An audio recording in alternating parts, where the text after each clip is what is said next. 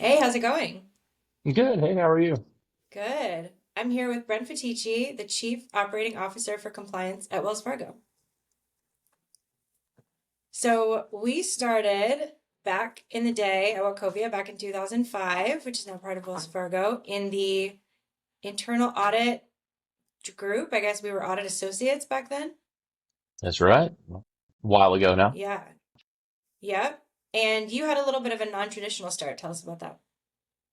Yeah, I exited the military. I was in special operations in the Army. I did served 8 years. I was interested in getting out and going into financial services. So finished my finance degree, went into this program, and that's what started my career roughly 20 years ago. Awesome. So you started at what, 31 maybe with audit? Like 30, yeah, 30. 30 years Okay. old. Yeah, so not traditional student for Yeah. sure.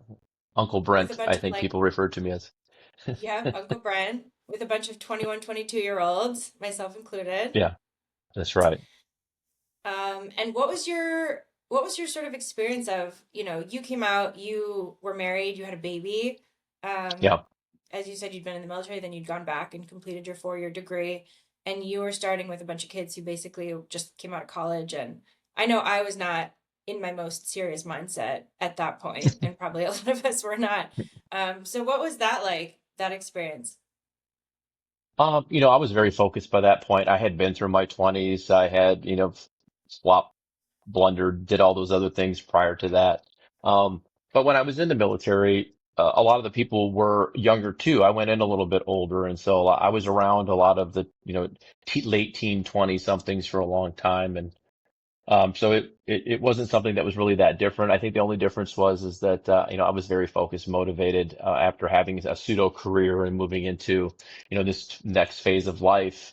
I was very focused on ascension, progression, earning money, obviously, and so having a family and a wife and all of those things just made it a little bit more, I think, serious for me. Not that people didn't take it seriously, but I had, obviously some very people depended upon me to be successful, and so I did take that rather seriously. So Yeah. maybe that's a little bit of the difference, I would say. Yeah. For sure. Yeah, you definitely carried yourself. I mean, you were an adult, and I think that a lot of us were not like full. We felt like we were adults because we'd graduated college, but in retrospect, like I don't look at a 22-year-old now and think like, wow, what an adult. No, in fact, I have a 21-year-old daughter, and she's definitely not an adult. Wow. That is Yeah, so wild. yeah. That's wild. And then we had a great rotational program when we were in audit. The first year, they Yeah. switched us around to a few different groups within audit, auditing different parts of the bank. Do you remember what rotations you had? Vaguely. I know that I was in CIB. I think a lot of us went through the corporate investment banking portion. I did a rotation through commercial banking, general bank, and general banking like operations. And then I did a stint in technology, which I thought was a little bit interesting. I wouldn't say I'm a technologist at this point, but it was another view to look at, things maybe a little bit differently. I learned a lot, lost most of it, I think, probably. But in my current role, I actually ironically manage about 49 technology applications. So There you go. anyway, It yeah, was good experience. yeah, it was good. Yeah, I think so. Yeah. I liked the operation side of it. I love doing the branch audits, just because it was like very tangible. But do you think did that experience give you sort of a feel for like what part of the bank was most interesting to you? For me, for sure, I was a little older, so the opportunity in my head was like I wanted to maybe be a financial analyst or maybe be on the desk and maybe be a corporate investment banking analyst. But where I was in my tenure, that would have been great if I was younger, if I was a little bit closer to everybody's, kind of coming out of college fresh. I would have been a little bit different. I would have done that because it's a lot of time spent, crazy hours and things like that. So. I always wanted to be affiliated or focus on the corporate investment bank in some way. And so this was a way for me to like leg into it a little bit from an audit perspective. I learned a lot about all the different things that go on there. And so for me, that was a way to evaluate also what roles and jobs might be interesting kind of in and around that space. So that I put a lot of value in that experience to be able to look at, those, corporate investment banking jobs and say, that's something I really want to do, or that's absolutely not anything I want to be affiliated with. And so I Right. took about 6.5 years, in audit to, make my move. But, a lot of that was that I got good perspective, on what opportunities I might be interested in. So That's great. So give us a little rundown of sort of you starting out an audit, spent 6.5 years there. Now yeah, you are in charge of compliance operations. How did you get yeah. there? Um, Multiple different ways, right? I had jobs in risk management. I had COO jobs in smaller groups. I basically was willing to do anything and everything. I really focused in my career in building skill sets, and not, losing them, maintaining them, keeping myself sharp. So everything was additive. And then I really made a concerted effort, even in audit, and I think really throughout my career, hopefully people recognize or see this is like relationship management's been very important to me over the course of my career.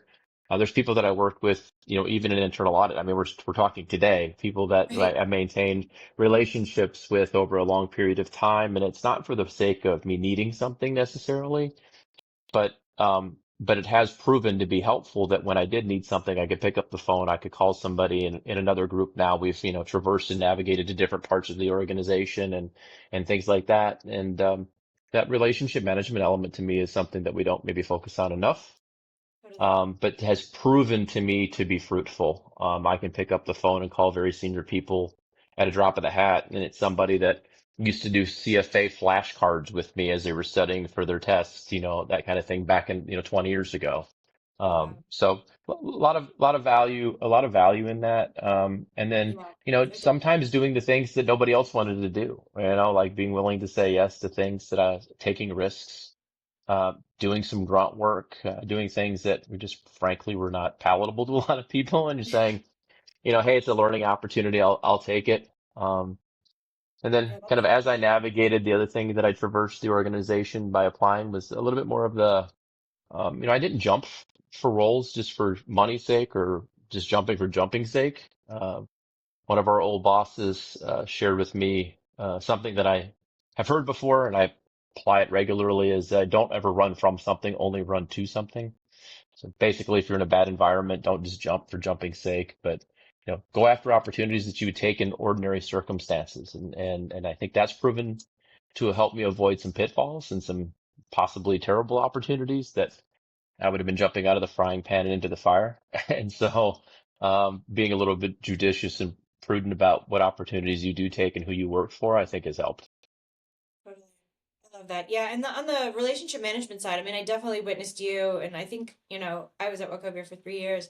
I definitely witnessed you be friends with everyone, talk to everybody, always cheerful, always positive. And in our first week on the job, we had training for a week and we spent, I think, a few days on networking. And I really enjoyed it. I thought it was interesting, we had to do a lot of icebreakers and kind of sharing the benefits of networking and why it's important. And it doesn't come naturally to a lot of people. I had a friend at the time say something like, I don't know why I should have lunch with people that I don't care about just because it'll be good for my career. And like, you know, and but for you, it's enjoyable. You really like people Yeah. and you like making friends, and it's easy for you to remember what everyone's working on and what they're good at. And it seems like that puts you in a really good place to have people contact you and say, like, hey, we have, someone's leaving this role, we need someone, or we might be creating a new role. Would you be interested in that? It seems like people really kept you top of mind for those things. I think so. I also think that, also creating an environment where I'm approachable, Mhm. both in individual contributors and leadership roles. I've always made myself available, to people. And that could sometimes be for coaching. That could sometimes be for personal advice. That could be for a variety of reasons. And then I would be vulnerable too, and I would share things with people. So I think that helps, bring the human element to a professional workplace. It breaks down some barriers. I think helps build some trust. Really helps people to then, connect and find some more common elements. And I have found that most of us are way more similar than we are different. And, finding those, common bonds among us helps to strengthen, the team, the group, the people working on the initiative or whatever. And so I use that, and then, combine that with a little bit of humor, I think is pretty good, sauce to apply. For sure, for sure. Hmm. So, for someone who is very social and who manages large teams, what was COVID like for you? Terrible. I hated it. My youngest daughter would say that she's an in-person person, and I echo that. I am an in-person person too. So, in banking, we had largely used conference lines prior to COVID. And so the idea, we had just started to tiptoe into using cameras. Not very prevalent, mostly Zoom, but mostly conference calls if anybody was going to dial in remote. So, sitting in my office for, the better part of a year and a half, was very different. We all had to learn etiquette, make sure you don't make those blunders of leaving the camera on and saying something or doing something, or, making sure you're Exactly. and all those things. So, we all stumbled over some of those things, and we learned through the process. But yeah, it was tough. Um, some people are not very technologically savvy, and so some people needed just to get over the hump of like just managing their computer and learning how to get through some of the technical challenges. But I think once you got through the first few months and kind of understood what our new normal was, that everybody kind of acclimated a little bit more, and then, after a while, I think people were really gearing up and ready to go back to the office in some cases. And I'd say a lot of people found a new way of working and living and finding more of a hybrid lifestyle to more appealing, that probably before then never would have thought that, right? Like the opportunity to be able to throw in a load of laundry and get your sandwich between meetings is like appalling before. And now you're like, wow, that was really cool because I could get a lot done on both sides of the fence. So Right. anyway, I also did find that I worked a lot more time wise Okay. during COVID. Because my computer was right there. I had zero commute. I could do all those things. And so basically I was available and I wasn't doing anything social. I really wasn't doing a lot of volunteerism or philanthropic things at that time. And so I was, captive audience with a computer, and it was close. So I think I ended up probably working more hours during COVID in total.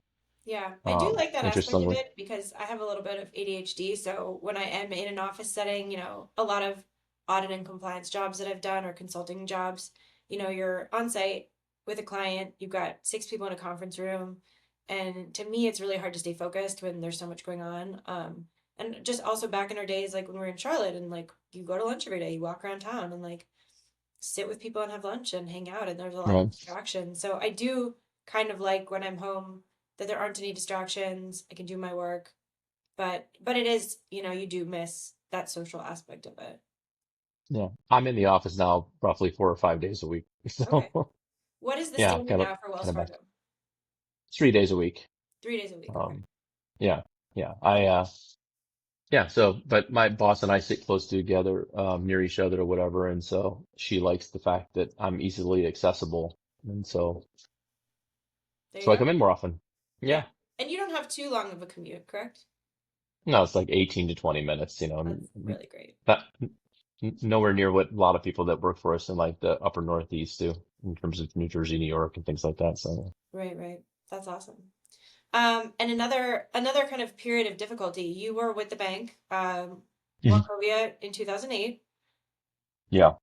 Give us a little bit of that backstory because I think it's so far out now that I remember at the time for us it fully was the world was ending, you know, Hmm. people were getting laid off, they were Yeah. moving, people It was were obviously looking terrible. at Yeah. their 401ks and freaking out.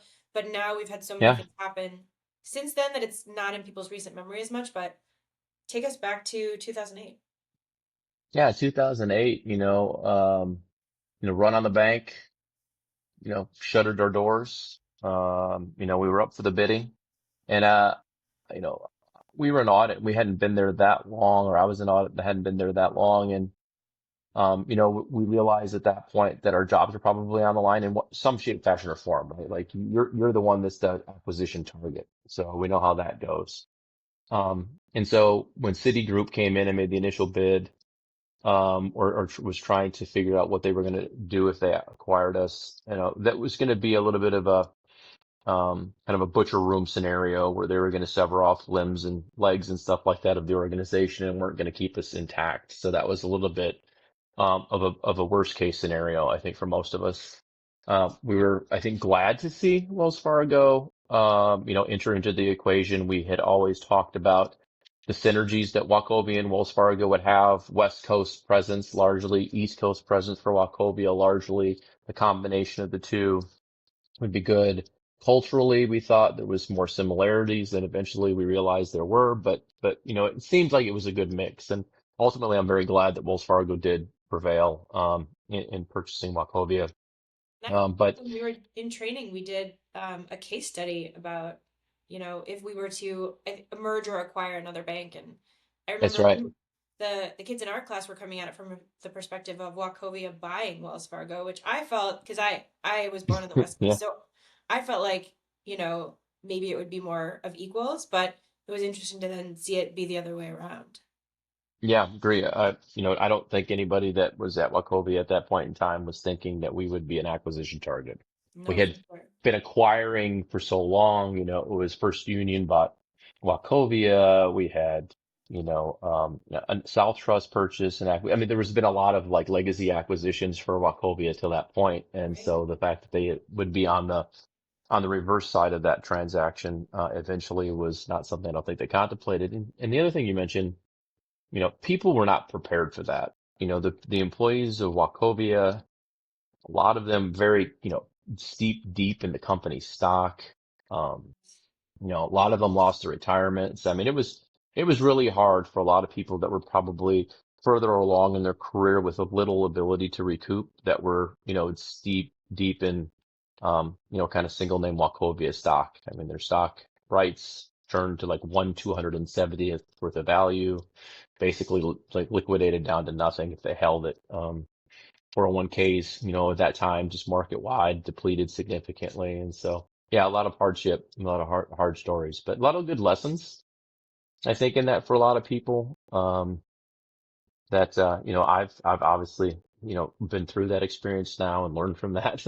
I apply it to my personal finances as well as I think about risk management, and how we kind of manage our organization today. So I hope that others remember those times despite them being so long ago and that we don't, eventually get back over our skis again. But yeah, no, I totally agree. I think it's important to remember those things that we've been through, the catastrophic things, and that it should Yeah, inform how we move forward. So I think it's great that you've been with Wells Fargo for such a long time, but before that, you were with Wachovia. And so you have that yeah, experience. And I'm sure that drives a lot of the advice and the decision making that you're giving. absolutely does. It does. Uh, I think about my military experience. I bring some of that forward. I think about, my banking experience. I bring in the tragedies that have happened there or the operational failures that we've had. And I kind of bring that forward. And I think that's what, hopefully makes me, good in my job is that I do have a lot of collective experience and knowledge. And we've had some trials and tribulations that I can draw on. And a lot of people in this industry obviously went through some of the same similar things. Um, but I do help make sure people don't forget, like, hey, this has happened. We've gotten loose Yeah, over our skis, and it can happen to the best of us. for sure. And you brought up your military experience again, and I remember just from keeping in touch with you over the years, it seems like about, 10 years into your banking career, compared to other people that I knew that we had started with at the same time, you at that point seemed to be really springboarding ahead of some other people, like people my age. Um, Hmm. and I felt like a lot of that was that you had that prior experience, that military experience coming into it a little bit older, where it wasn't that you and I started at the same time and we had the same trajectory and you had that same trajectory with other people, that were younger. You pretty quickly made it up to where you probably would have gotten if you had gone to school, at gone to college at 18 and Yeah, started at the bank at 22. I think so. I look across my age group, if you will, of the people on the executives on this floor, and we're all about the same age. Right. So I think to your point, I think you're probably pretty close that I have caught up.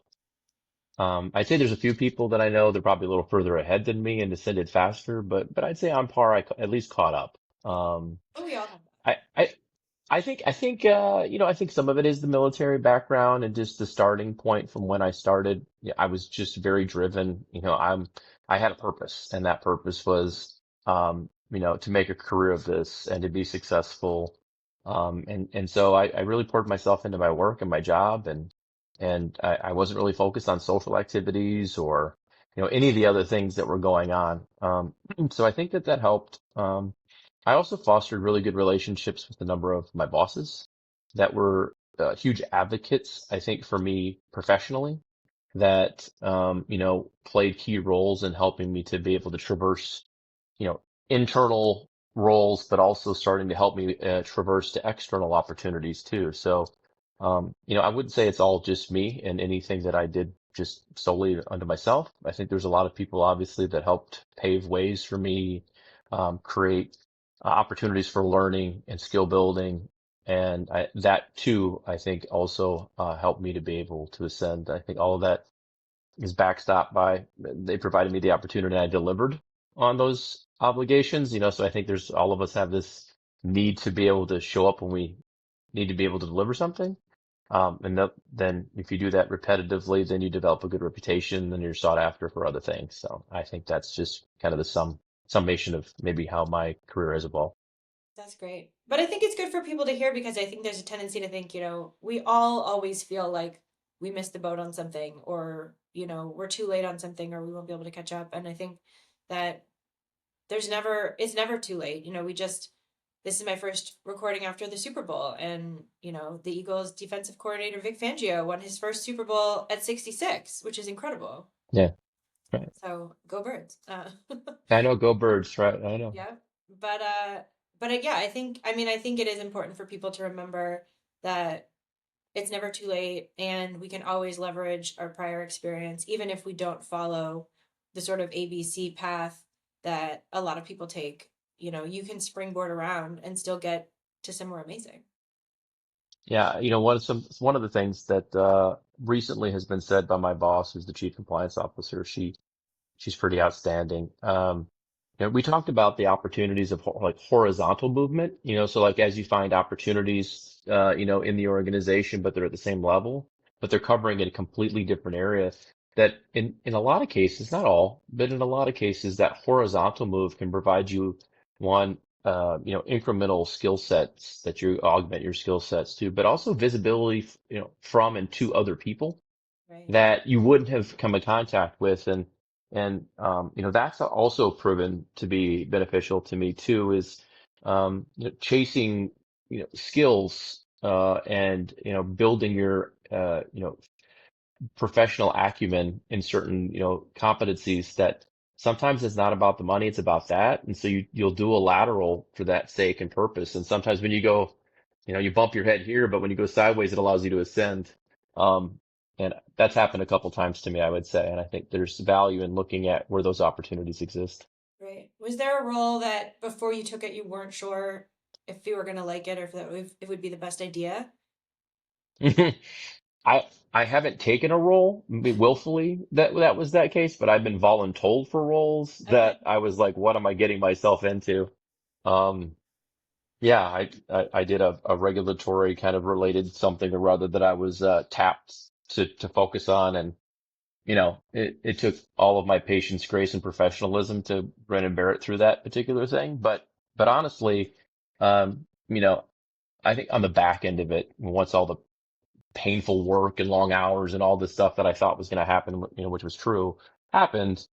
It did provide me with some additional skill sets, some additional connection points and things like that. So while I really didn't want to do it and that was quite a bit tedious, there was still quite a bit of value. I think being professional, um,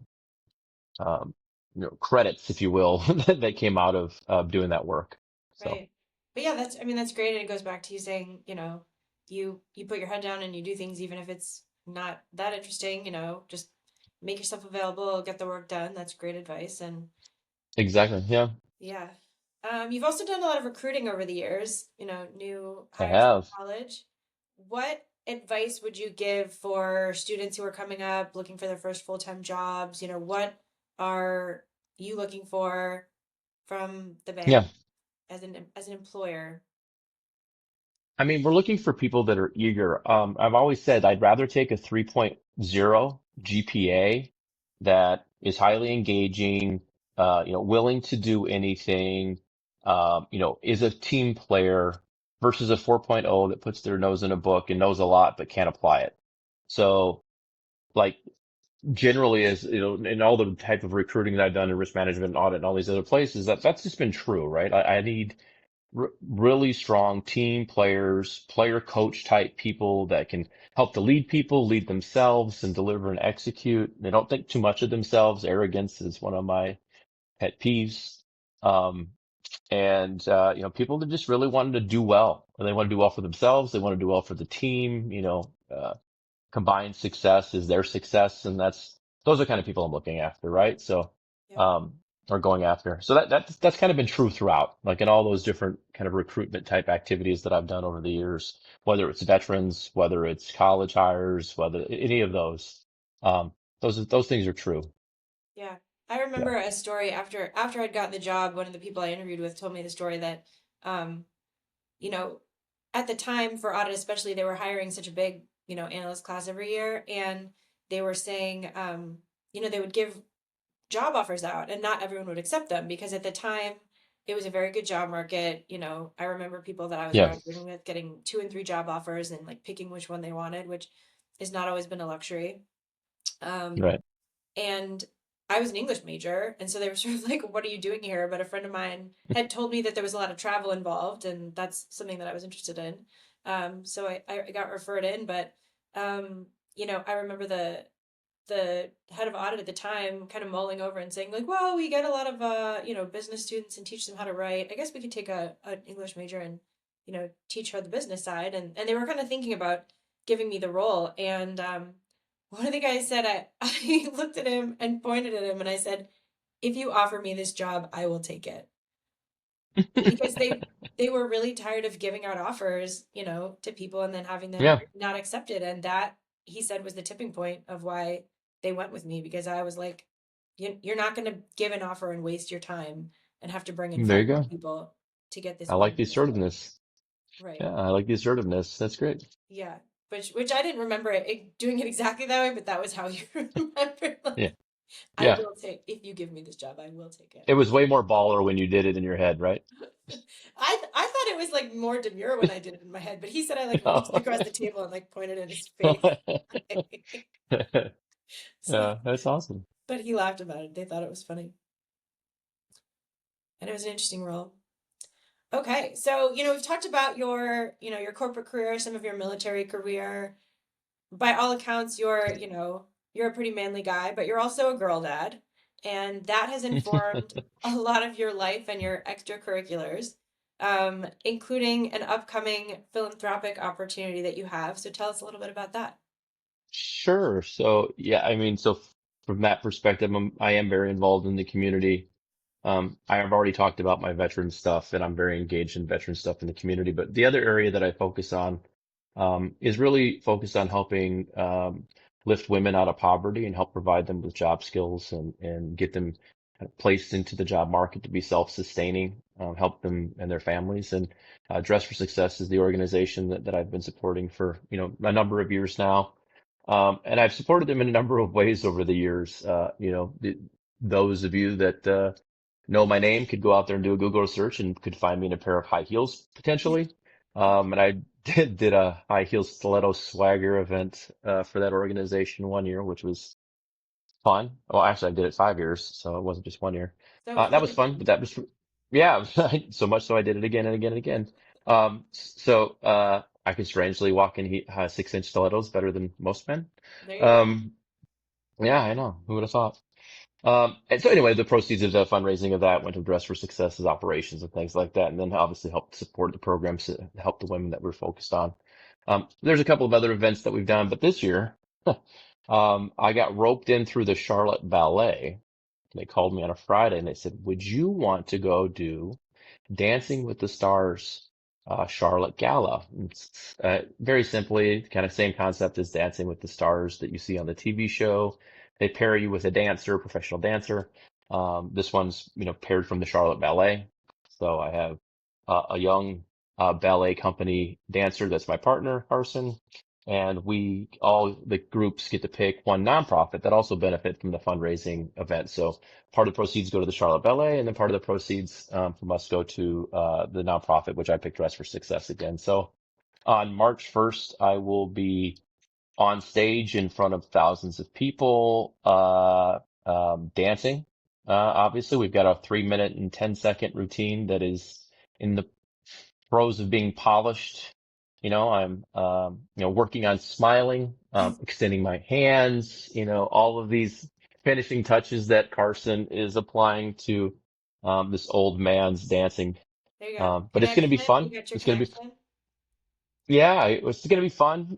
There's a theme, that we've created a mashup of different songs from a particular movie, stars, movies. And Okay. so there's theme songs from there that anybody that wants to come can see, and it'll be, obviously projected on television or, videos and things like that after the event. But encourage anybody to come that would like to come.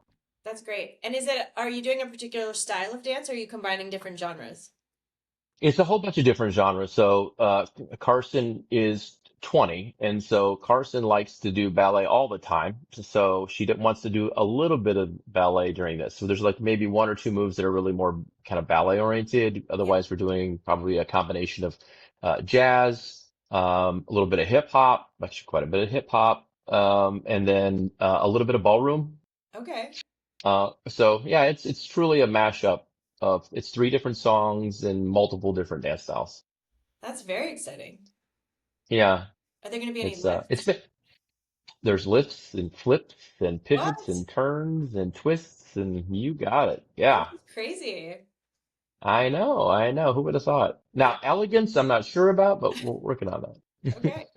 For the people in Charlotte, are there still in-person tickets available to the event? There are still in-person tickets available. It's at gala at charlotteballet.org. You can go online. If you vote for Carson and I, those proceeds then go to help our cause, in terms of creating more funds for Dress for Success. And then the other half, like every other donation, goes to the Charlotte Ballet. So either way, I think it's going to be a good time. Love to see some people in person. If people can't make it, there's always an opportunity to donate directly and still contribute to the causes that are there. That's amazing. And I reposted your post the other day, but I will post it again after I publish this episode. So hopefully All we'll get right. some good traffic to vote for Brenton Carson for the dance experience. Yeah, absolutely. And thank you for that. I'm very excited about that. Right. And, it's really another way for me to help Dress for Success. Like, I wasn't really affiliated with the ballet before. So, I'm happy to be part of that, but I'm really more excited about being able to raise more funds for, Dress for Success. This event last year raised $1.5 million. Wow, Uh, that's amazing. yeah. So it's pretty cool. Yeah. Pretty cool. That's awesome. All right. So, anything else you'd like to leave us with? Any words of wisdom, parting advice?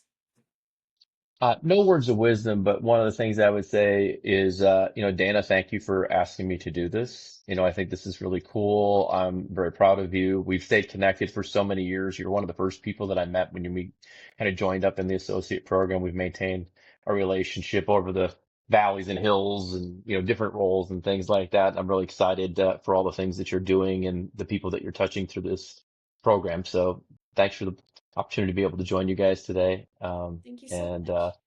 and the only other thing I would say would be, if you find something that's a good cause and it's a good time, commit to it, get involved. You set a good example for others, and the more of us that do that, the more impact we can have. Great advice. Thank you so much, Brent. I will give you some time back in your day, Yeah, but thank you so much for joining and good luck on March 1st. sounds good. Appreciate it. Thank you. Good. Bye. All right, take care. Bye bye.